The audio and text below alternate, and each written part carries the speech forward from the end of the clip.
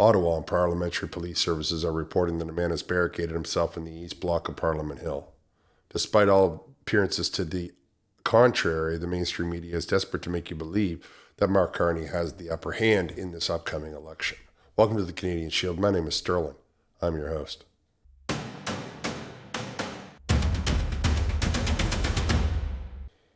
I picked this up from the CBC.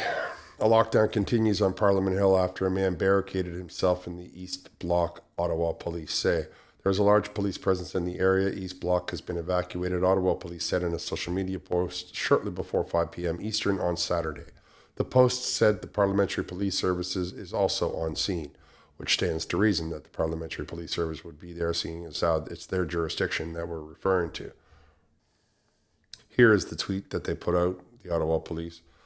The PPS, which is the Parliamentary Police Services, and Ottawa police officers are on scene at Parliament Hill for a barricaded man in the area of East Block. There is a large police presence in the area. East Block has been evacuated. There are no known injuries, and police continue to deal with the individual in an ongoing incident that began just before 3 p.m. Police, please avoid the area and follow the directions of officers. Road closures remain in place on Wellington from Bank to Sussex Drive.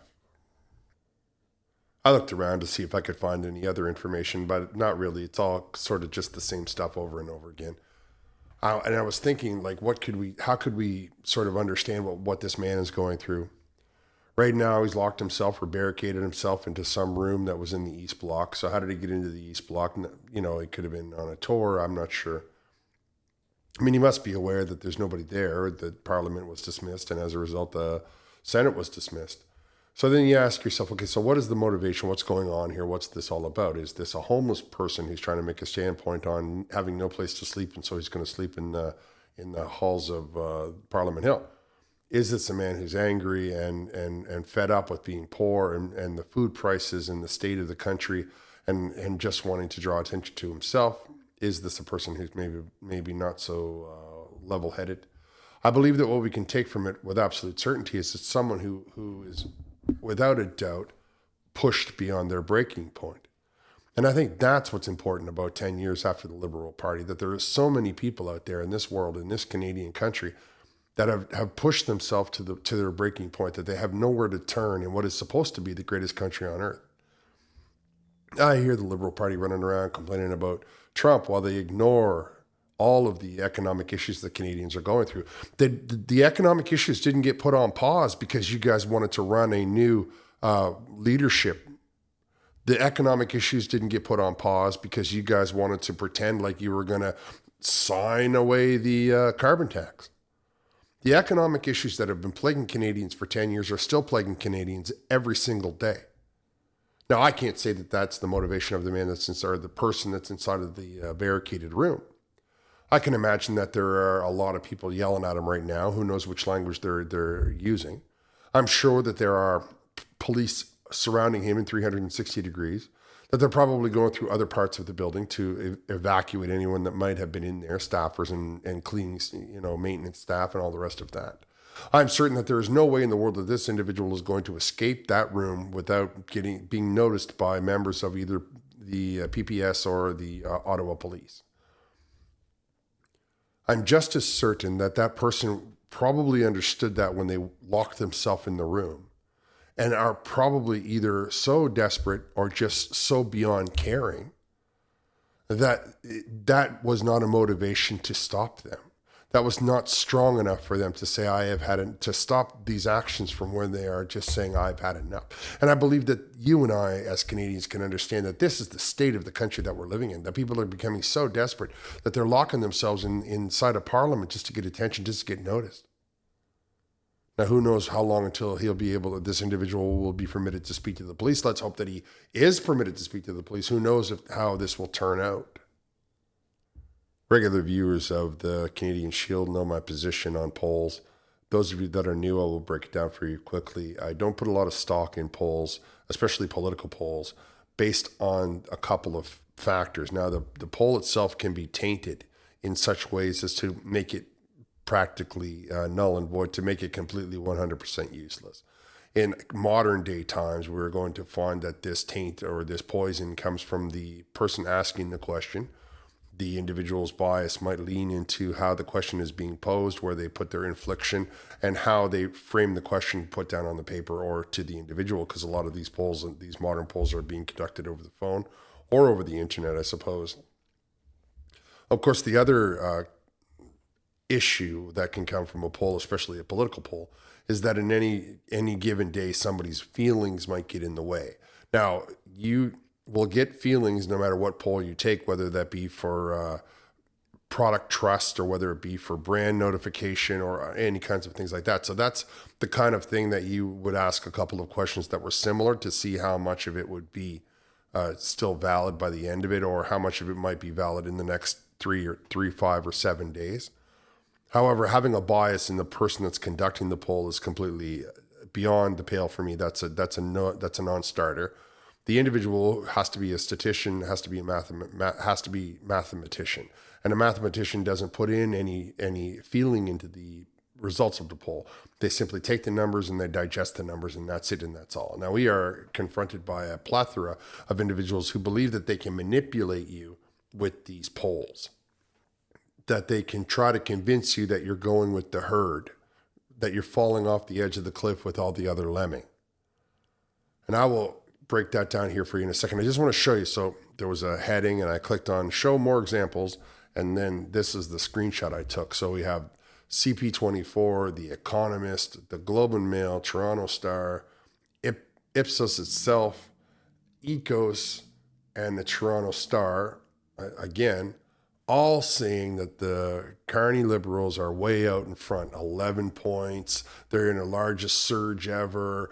Then we come to the One National Post saying Conservatives in the lead for the first time in the federal campaign, a new poll says. Now, I don't know which poll was released. I didn't read the article because this snapshot is enough for you to understand why necessarily I don't put a lot of stock in them. We have pollsters who are trying to play at being political, who are trying to literally influence an election through lies or through misinformation. It doesn't matter which one, whether it be the one that says the Conservatives are in the lead or whether it be the one in the Liberal in the lead. Somewhere in there, somebody is being dishonest. Now, of course, there's a lot of factors that they're not letting you know. Many of these polls, as I've told you, are being conducted over the telephone. Now, who has a home phone? The demographic that currently possesses a home phone leans a certain way. I personally haven't had a home phone in many years, and I'm sure there are a lot of younger people who do not have home phones. Their phone is their cell phone, and that's it. That's all. There's no house phone. That's the only number that they possess, and that's the culture. However, as with anything in politicians, it takes them a long time to catch up. And of course, they're getting their money to be told to, they're getting paid by running these polls. So they want to give the client the information that they're looking for. They would target a certain demographic. I, however, myself, as any but regular viewers of the Canadian Shield know, I run a poll like every day. Now, admittedly, I don't break down the demographics of my poll. I don't ask you your gender. I don't ask you your age. I don't ask you your amount of money that you make. I don't ask your marital status. I don't ask any of those questions. Those questions are sometimes part of the breakdown for the polls. So they want to know who they can disqualify based on certain things. If you don't, for example, if you're not of a right age, they might discard your answer, because then it will impact the answer that they're trying to get, a manipulation. See, a person who's truly just interested in the statistics, in the math, will take the answer no matter what. They don't have a particular feeling about it. Many of the modern day pollsters that you're hearing from have feelings that are tainting and poisoning the results. I myself do not have any feelings on the matter, as I am well schooled in the mathematical arts, or the mathematical disciplines, I should say. So you'll see here in this poll that I ran just 2 days ago, where nearly 10,000 people responded to it. Now, there is no way in the world that those 10,000 people are all subscribers, but certainly there are people who wanted to have their say on what was going on with the polling. They want to know what's happening. They want to have their say in the outcome. They are that frustrated. They are that fed up. Now, you can see from the results that 98% of Canadians feel that Pierre Poilievre will be the one to solve Canada's poverty. Now, you see, the structuring of the question is relevant, right? I said, pick a leader to solve Canada's poverty. Did some people just blindly pick Pierre Poilievre because they want Pierre Poilievre and they don't care about what skill set he may or may not possess? Or did they think the way through the question and then give an answer? Some people picked Elizabeth May. Some people picked Mark Carney. And you can see that there's not quite enough picking somebody, whereas it altogether adds up to 101%. Now, that's, of course, because the algorithm or the mechanism, the machine of Google was showing 1% if you got anything, right? So they have to give you that 1% bare minimum.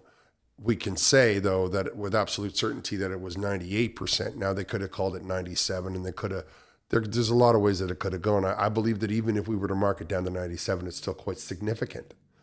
Of course, it's pooling a much larger segment of society than necessarily the pollsters that you're hearing, who might run their polls on 1,500 people. This one here is nearly 10,000 people, and it's 10,000 people at random. So if we discount even 10% of it as people who are just trying to be funny, who are just trying to stir up trouble, we can see with absolute certainty that in my poll, many of Canadians feel that not only is Pierre Poilievre qualified to be the Prime Minister, but he's the only one, he's the best choice for us to get out of the poverty that Canada is currently in. And that's the question that I asked them in there. So when I hear the contradiction in all the polls, I am in fact reinforced in what I tell you all about polling. And that's because I've been on that side of the fence and I know exactly what's happening. And I'm, what I want you to hear, though, is that it doesn't matter what the poll says. You get one vote and you need to cast it. You need to go now. Some of the pollings are open. I've heard that early voting is allowed. I'm understanding that many people are allowed to mail in now. If you live in a rural area or you can't necessarily get to the polling station, you can absolutely get the vote to mail it in. And you have to do that. You must get up and cast your vote, because only one vote that you get, so the polls don't matter after that. What I don't want you to hear from either side of the poll is that it's okay, you can let your guard down, that I don't have to cast my vote. You definitely have to cast your vote. There is no arguing that. We must have a voter turnout of the 90 percentile in this country. We must get it way up there so that every politician knows, every single one of them, that every Canadian they come contact with, every Canadian that they come face to face with, they absolutely 100% are at least mildly paying attention to the political situation in this country. And that is the only thing that will keep a politician on their toes, is knowing that every person they're talking to is up to date with the issues, knowing that every person they're talking to is going to have an opinion on their decision-making process, and they're going to make that opinion heard with their vote. Don't let any of the polls sway you. Don't let any of the polls convince you that it's okay, that it's complacent, that it's anything. You have an obligation, in a sense. You have a right that many people on this earth do not have. You need to get up and exercise that right. You have to go and cast your vote. And then you can say, I did my part. And if the results don't go the way that you want it, that's the nature of the game. But you can always, with absolute certainty, say that I tried to make my vision of Canada happen by casting my vote. And you also, by casting your vote, earn the right to complain about any of the results, even if it's from the person that you voted for, because that's the benefit of casting your vote. If you don't cast your vote, you have no right to complain. You have to go along taking it dry, just like all of the other people who didn't cast their vote. However, I have some shade that I'd like to cast on some of these results, or and not on the pollsters, I've already done that, but on the media companies that are reporting. You can't even call them journalists anymore. They are so far away from what journalism, which is also supposed to be done, maintain neutrality. Every activist that thinks that they're calling themselves a journalist has their opinion that they try to sway you with. Remember that people on the left will follow along with the crowd, right? So they believe that everyone on the right will do that as well. They believe that it's a trait that's across the spectrum. They don't appreciate that it's not. Now, I was watching the pleb, and he did a live cast from Pierre Poilievre's Penticton rally, and I got to tell you straight to your face, the crowd was so big that there was easily 1.5 times as many people outside the venue as there was inside the venue. And I just want to show you a clip of it Now, the first part, it plugged in a little talking, and then I speeded up because it was a long walk. This venue is way too small for the amount of people here. Praise a little hell.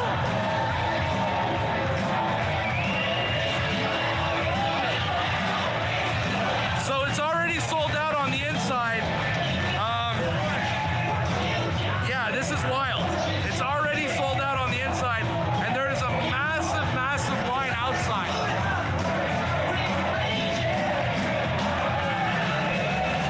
Now let's go look at the line of people who have not got in, okay?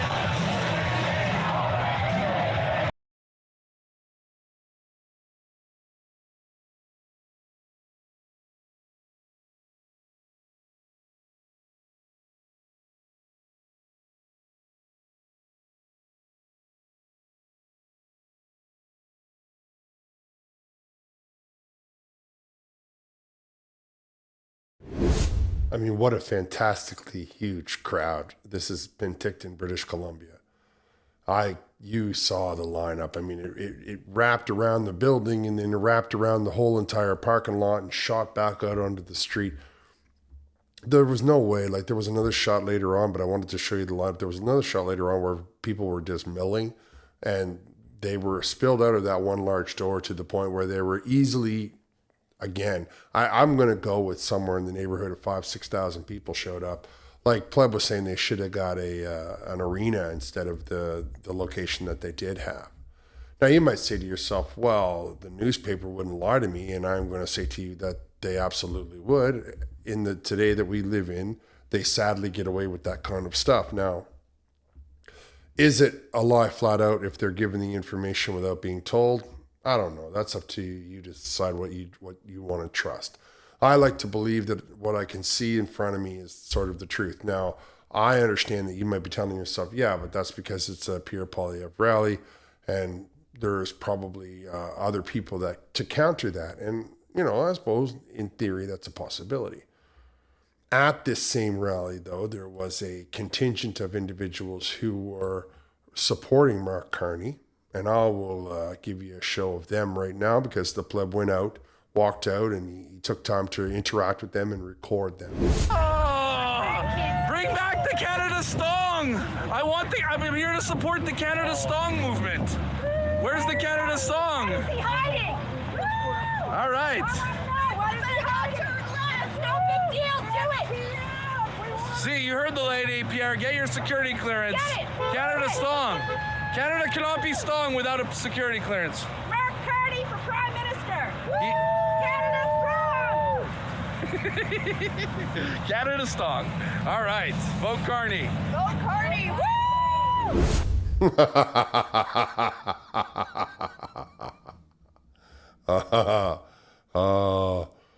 Now, I'm not one to criticize people for protesting, I get that we didn't have to call the RCMP into the streets or anything like that. However, it is your right to stand on the sidewalk and complain. And they weren't getting any turnout from the people driving by. There was no no honking or anything like that. But, this is the world we live in, and you're allowed to go out there and protest as you like. Though they were like probably the only people in the entire region that were considering Mark Carney. You would think that it would be easier to get a larger turnout, especially of a certain demographic who might have put out a post on, say, Facebook but, hey, all the power to you. There was a minute at the beginning of it when that one woman was all alone, so she got a few of her friends to come down. I want to address this issue of the security clearance. I hear it from so many people of a certain age group. I'm not going to vote for him if he doesn't have a security clearance. And in my head, I'm thinking, do you even understand the significance of the security clearance? Do you understand that they've been trying to give him the security clearance for more than 3 years, that they wanted him to have the security clearance so he couldn't just question Justin Trudeau in the House of Commons, so that they couldn't ask any questions that the RCMP or the NSCAP would deem to be top secret? I'll give you a great example of it, though, right now, as we listen to current sitting Prime Minister, unelected American businessman, Mark Carney. One of the things about having security clearance is you don't then take information that you have from security clearance and repeat it to others. What was that? Did you just say that by having the security clearance, there's things you're not allowed to talk about? Is that not what the Conservatives have been saying for years? That if Pierre Poilievre took the security clearance, there'd be so many things that you would throw at him that he wouldn't be allowed to talk about? That it would have just been him standing across the aisle looking for something to talk about because you would have tried to deem everything as security clearance? Now Pierre Poilievre can talk about whatever he wants. There's no restrictions on him. There's no censorship on him. There's no state secrets on him. He can say whatever he wants, whenever he wants, however he wants, because he doesn't have a security clearance.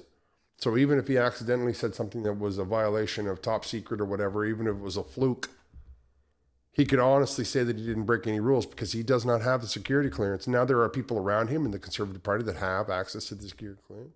And the RCMP has stated without any doubt that if there was something that was dire, they would have the ability to inform the party leader because he is the party leader. And so he has a certain amount of honor attributed to him.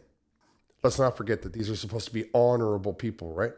The right honorable prime minister or the honorable MP from such and such an area, which in and of its own distinction has enough to tell you that you would be able to know things that others are not, and yet you would do the right thing with them, that you would have the honor, that you would honor your obligation and not blab it to the whole wide world. But that's not what we're talking about here. That's just people following along with all of the people who are trying to scare them and drum them up and terrify them into thinking that some reason that he has the security clearance is going to change the outcome of the election. For some reason, you feel that Pierre Poilievre having the security clearance will make his job as the member of the official opposition better. For some reason, you believe that if he becomes elected, they won't just say, here's your security clearance on day one. But it's not like they're going to refuse him. They didn't refuse Mark Carney. He's not even really a Canadian. He hasn't been in the country for years, decades. None of his children live here. But he has a security clearance nonetheless. By virtue of being the prime minister, you see. He's not even a sitting member of parliament, but because he's the prime minister and the leader of the party, they were able to give him a security clearance, which he just demonstrated to you he cannot talk about. So what you're asking Pierre Poilievre to do is shove a sock in his own mouth so that he can't say anything and criticize the people that are ruining our lives, that are destroying our country, that are putting old people into poverty, that are putting young people into poverty, that are destroying any semblance of hope that Canadians might possess. Oh yeah, no, it's a great idea. No, it's genius. I'm sure that that's the smartest move that a politician can make. Come on, man. Snap out of it. Stop being led around by the nose and start realizing that there are bigger issues in this campaign, in this political theater that we're walking through, than a security clearance that he can have in the snap of his fingers. You let me know what you think. Do you think the security clearance is so important that it would change the way you cast your vote? I'm going to wrap here. I want to thank you for listening. I'll talk to you next time.